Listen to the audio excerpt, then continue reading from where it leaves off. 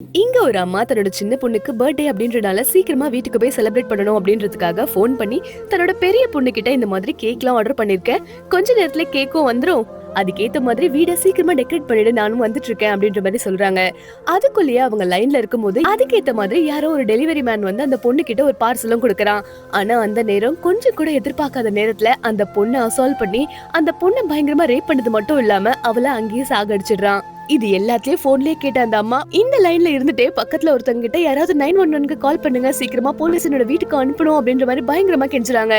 ஆனா அந்த டிராபிக்ல இருந்தவங்க யாருமே அவங்களுக்கு ஹெல்ப்பே படல. கடைசியில எப்படியோ ஒரு வயசான லேடி மட்டும் அவங்களுக்கு ஹெல்ப் பண்ணவும் நிறைய போலீஸ்லாம் இவங்க வீட்டுக்கு போறதுக்கு முன்னாடியே அவங்க வீட்டு வாசல்ல இருக்காங்க.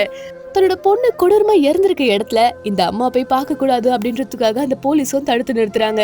எந்த அம்மாக்கும் இந்த மாதிரி ஒரு சிச்சுவேஷன் நடந்துடக்கூடாது இல்லையா? எப்படியோ அந்த கொலைக்காரன் யாரு அப்படின்ற விஷயத்தையும் கண்டுபிடிச்சு அவனை கோர்ட்லயும் ஆஜர்படுத்துறாங்க. ஆனா போதாத அளவுக்கு அவனுக்கு எதிராக ஆதாரம் இல்லாதனால அவனை வெளியே விட்டுறாங்க.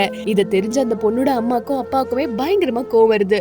என்னடா இது, நீதி இந்த மாதிரி பண்ணிடுச்சுன்னு சொல்லி பயங்கரமா கோவப்படுறது மட்டும் இல்லாம அவனை எப்படியாவது கொல்லணும் அப்படின்ற மாதிரி அந்த பொண்ணோட அம்மா இருக்காங்க. அவங்க தற்காப்புக்காக மார்ஷல் ஆர்ட்ஸ், அப்புறம் பிஸ்டல் ஹேண்ட்லிங்லாம் எப்படி பண்றது, அப்புறம் செல்ஃப் டிஃபென்ஸை எப்படி பண்ணணும் அப்படின்றதெல்லாம் கத்துக்கிறாங்க. அதுக்கேத்த மாதிரி திடீர்னு ஒரு நாள் அந்த டெலிவரி மேனை மறுபடியும் பாக்குறாங்க. அவனும் அதுக்கேத்த மாதிரி இன்னொரு பொண்ணு வீட்டுல பார்சல் குடுக்கறதுக்கு போறான். அத தூரத்துல இந்த அம்மாவும் நோட் பண்ணிட்டு இருக்காங்க. ஆனா அவனும் வெளியே அந்த பார்சல் கொடுத்துட்டு வந்த பிறகு அந்த பொண்ணை பார்த்த பார்வையே சரியில்லை. தன்னோட பொண்ணுக்கு நடந்த மாதிரி இந்த பொண்ணுக்கும் ஆக போதும்னு சொல்லி அந்த பொண்ணோட வீட்டுல போய் நேரா அது ஜாக்கிரதையா இருமா, அவன் மோசமானவன் அப்படின்ற மாதிரி சொல்றாங்க. அந்த பொண்ணும் ஸ்பானிஷ் அப்படின்றனால இவங்க சொல்றது அந்த பொண்ணுக்கு கொஞ்சம் கூட புரியல. உடனே இவங்க போலீஸ் கிட்டயோ போய் இந்த மாதிரி அவன் அடுத்த டார்கெட் வச்சுட்டா சீக்கிரமா அவனை அரெஸ்ட் பண்ணுங்க அப்படின்ற மாதிரி அந்த அம்மா கெஞ்சுறாங்க. ஆனாலுமே போலீஸ் அவன் தான் தப்பு பண்ணல, அப்புறம் எப்படி எங்களால அரெஸ்ட் பண்ண முடியும் அப்படின்ற மாதிரி அசால்ட்டா பதில் சொல்லிடுறாங்க. இவங்க நினைச்சு பார்க்காத நேரத்துல அந்த பொண்ணையும் அதே மாதிரி அசால்ட் பண்ணி அவளையும் சாகடிச்சிடுறான். ரெண்டாவது முறையா கோர்ட்டுக்கு வந்துமே அவனுக்கு எதிராக எவிடன்ஸ் இல்ல அப்படின்றனால மறுபடியும் அவனை வெளியே அனுப்பிடுறாங்க. இவனை இதுக்கு மேல சும்மா விடக்கூடாது அப்படின்னு நினைச்ச அம்மா எப்படியோ பிளான் பண்ணி தன்னோட வீட்டுக்கு இவனை வர வைக்கிறாங்க. ஏன்னா தன்னோட வீட்டுக்கு இவன் வந்தானா தற்காப்புக்காக என்ன கொல்ல வந்தனால இவனை நான் கொலை பண்ணிட்டேன் அப்படின்ற மாதிரி ஒரு கதை சொல்லிக்கலாம் அப்படின்ற மாதிரி ஃபர்ஸ்ட் இவங்க அவனோட வீட்டுக்கு போறாங்க. இவங்க தான் அவனோட வீட்டுக்கு வந்திருக்காங்கன்றதுக்கு ஆதாரமா தன்னோட தலையில போட்டிருந்த கேப்பையும் அங்க வச்சுட்டு போறாங்க.